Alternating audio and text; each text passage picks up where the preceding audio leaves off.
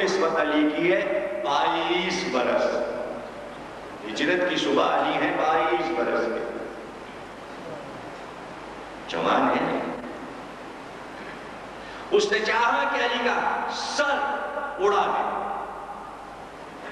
اور بات کر رہے تھے ابو جہل سے. اس نے تلوار چلائی. بات کرتے کرتے علی نے الٹا ہاتھ یوں کیا. الٹا ہاتھ جو علی کا چلا تو گرا, بے ہوش ہو گیا. 3 گھنٹے بے ہوش رہا.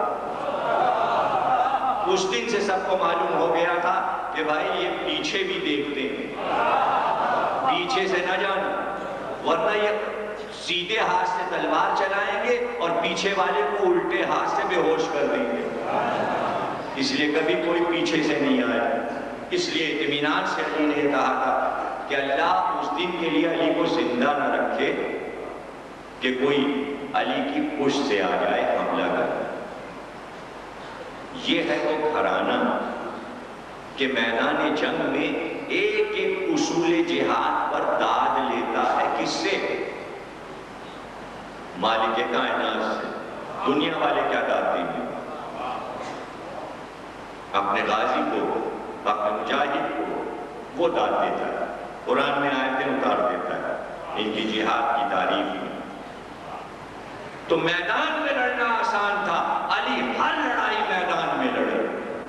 بدر و احد و خندق و خیبر و حنین سب لڑائیاں میدان میں لڑے.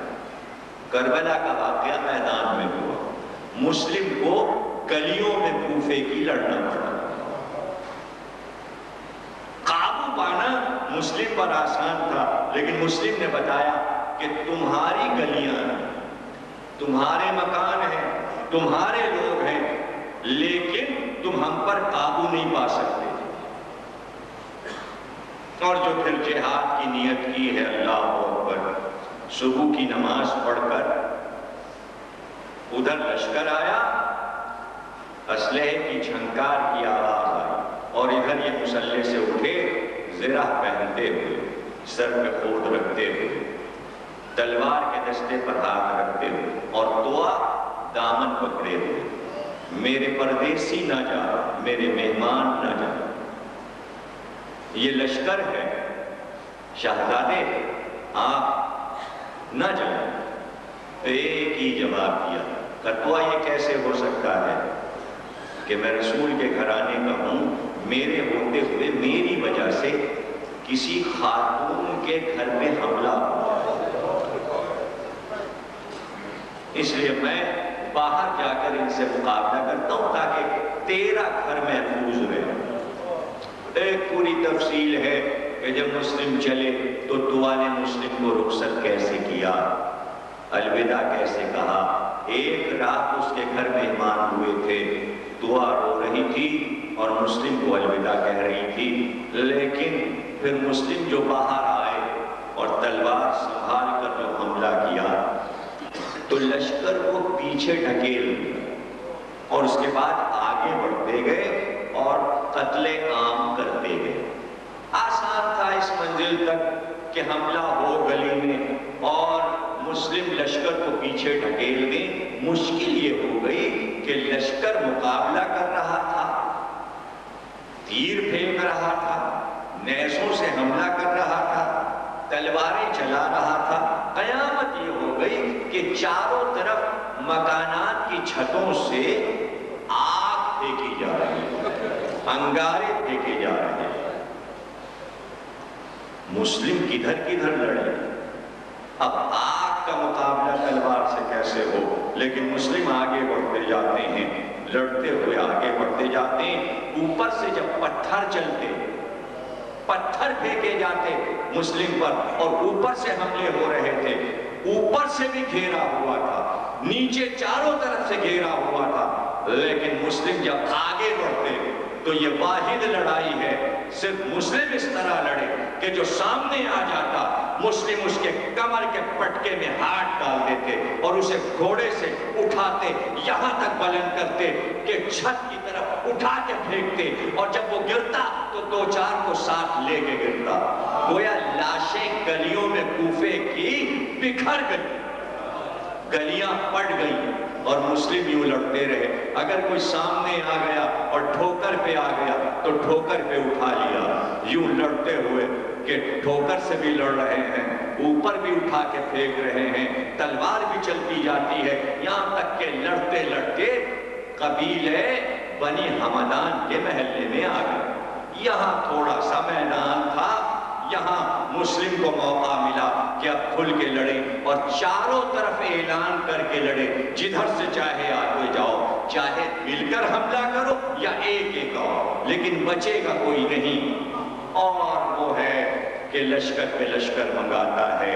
ابن زیاد کو لکھتا جاتا ہے کہ لشکر اور بھیج دو، لشکر اور بھیج دو، لشکر آتے جاتے ہیں، مقابلہ ہوتا جاتا ہے. یہاں تک کہ کچھ لوگوں نے بیٹھ کر سرگوشی کی کہ مسلم قابو میں نہیں آئیں گے جب تک ہم کوئی سازش تیار نہ کریں، جب تک ہم ان کو دھوکہ نہ دیں. کیا کریں کہ آگے اور میدان ہے، ایسا کرو پہلے جا کے ایک کنواں، ایک گڑھا کھود دو اور اس کو خس و خاشاک سے پاٹ دو اور مسلم کے ساتھ لڑتے ہوئے پیچھے ہٹتے جاؤ. جب مسلم ادھر آئیں گے تو اس کنویں میں گر جائیں گے، پھر ہم گرفتار کر لیں گے مسلم کو.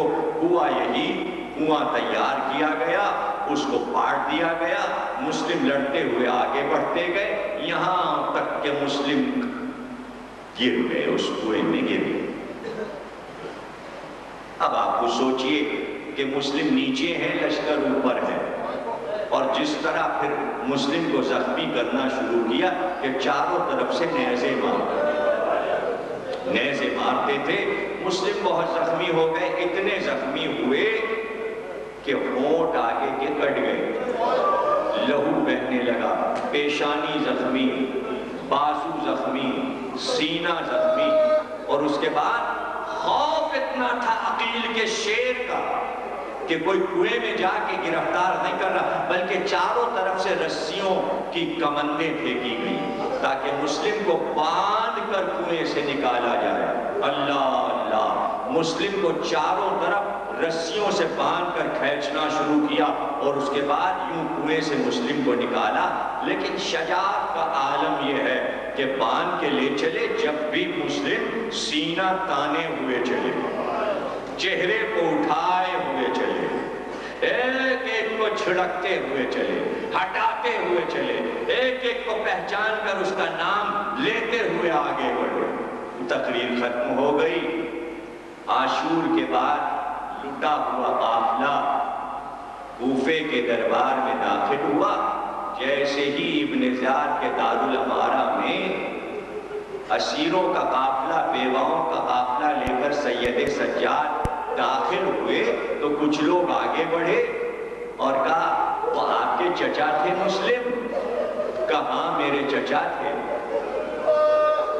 کہا اسی خاندان کے آپ بھی ہیں؟ کہا ہاں ہاں ہم اسی خاندان کے ہیں. کہا یہ آپ کس طرح داخل ہو رہے دربار میں شرم سے سر کو جھکائے ہوئے، نہ ادھر دیکھتے نہ ادھر، شرم سے نگاہیں نیچی کیے ہوئے چل رہے؟ اور آپ کے چچا اسی دربار میں آئے تھے تو سینے کو اٹھائے ہوئے، چہرہ اٹھائے ہوئے، نظریں اٹھائے ہوئے کس شجاعت سے آئے تھے؟ آپ کیوں نہیں اس شجاعت سے آ رہے؟ کہ تو نے انصاف نہیں کیا. مسلم جب آئے تھے تو تنہا تھے، بہنیں کھلے سر نہیں تھے، مائیں کھلے سر. ارے